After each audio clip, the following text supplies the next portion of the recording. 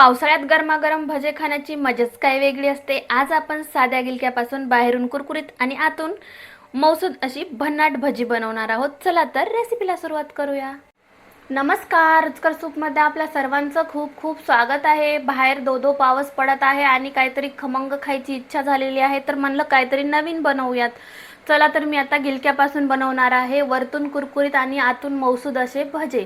त्यासाठी लागणारे साहित्य बघा, मी इथे घेतलेले आहे 1.5 वाटी बेसन पीठ, 1 चिमूटभर खायचा सोडा घेतलेला आहे, अर्धा चमच हळद घेतलेली आहे, 1 चमच लाल तिखट, चवीपुरतं मीठ, ओवा घेतलेला आहे अर्धा चमच आणि 2 ते 3 मोठे चमच मी इथे तांदळाचं पीठ घेतलेलं आहे, एक ताजं मोठं गिलकं घेतलेलं आहे आणि थोडीशी कोथिंबीर घेतलेली आहे। चला तर आता व्हिडिओला सुरुवात करूया। इथं भज्यांचं पीठ तयार करून घेण्यासाठी मी एक पातेले घेतले आहे, त्यामध्ये 1.5 वाटी बेसन पीठ आपण टाकून घेणार आहोत। 1.5 वाटी बेसन पीठ टाकून झालं की यामध्ये घालणार आहे लाल तिखट, हळद पावडर, आपण घेतलेलं तांदळाचं पीठ, चिमूटभर अगदी चिमूटभर खायचा सोडा, चवीपुरतं मीठ, वरतून हातावरती मॅश करून ओवा देखील घालणार आहे, आपण बारीक चिरून घेतलेली कोथिंबीर। आता हे सर्व पीठ आणि लाल तिखट वगैरे मिक्स करून घ्यायचं आहे। मिक्स करून झालं की यामध्ये पाणी घालून, आवश्यकतेनुसार पाणी घालून आपण रेग्युलरसाठी भजे बनवतो तसंच आपल्याला बॅटर तयार करून घ्यायचं आहे।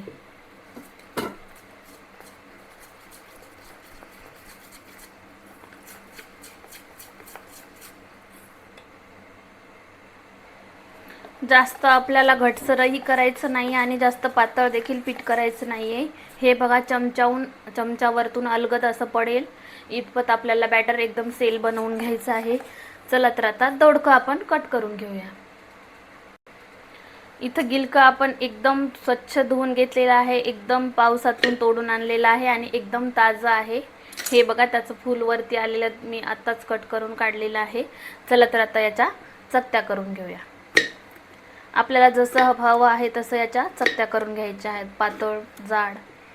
इथे आपल्या गिलक्याच्या चकत्या देखील पाडून झालेल्या आहेत आणि आपलं बेसन पीठ देखील तयार आहे। चला तर आता भाजी तळून घेऊयात। गॅसवरती कढई ठेवून कढईमध्ये तेल टाकून घेतलेलं आहे, तेल देखील इथे बऱ्यापैकी गरम झालेले आहे। चला तर आता भाजी टाकून घेऊ। तेल छान गरम झालेलं आहे आणि मी इथे चेक देखील केलेला आहे। चला तर आता एक एक करून बेसनमध्ये गिलकं बुडवून तळून घेऊयात।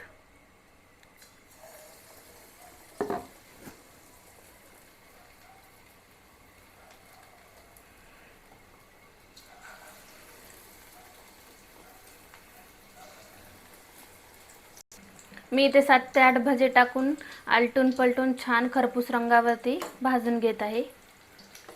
छान एकदम टम्म फुगलेले आहेत आणि भजे आपले एकदम गुबगुबीत दिसत आहेत। आता एकदम क्रिस्पी आणि कुरकुरीत होईपर्यंत हाय टू मीडियम हीटवरती याला आपल्याला तळून घ्यायचं आहे। हाय टू मीडियम हीटवरती आपण आलटून पलटून असे सर्व एकदम कुरकुरीत आणि गोल्डन रंगावरती भजी तळून घेतलेले आहेत। चला आता काढून घेऊया। अशाच प्रकारे आपण सर्व भजे देखील इथे तळून घेणार आहोत। स्टेप बाय स्टेप इथे आपले एकदम आलटून पलटून असे गोल्डन रंगावरती सर्व भजे तळून तयार आहेत। चला तर आता काढून घेऊयात।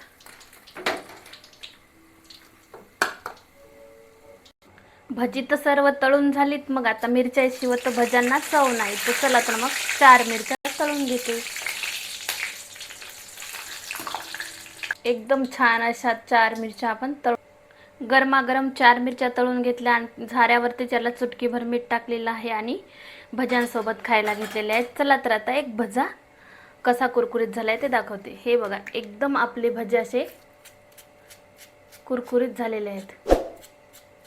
आजची रेसिपी कशी वाटली नक्की कमेंट करून सांगा। अशा साध्या आणि सोप्या रेसिपीसाठी रुचकर सूप या चॅनलला लाईक, शेअर आणि सबस्क्राईब करायला विसरू नका। तोपर्यंत बाय बाय।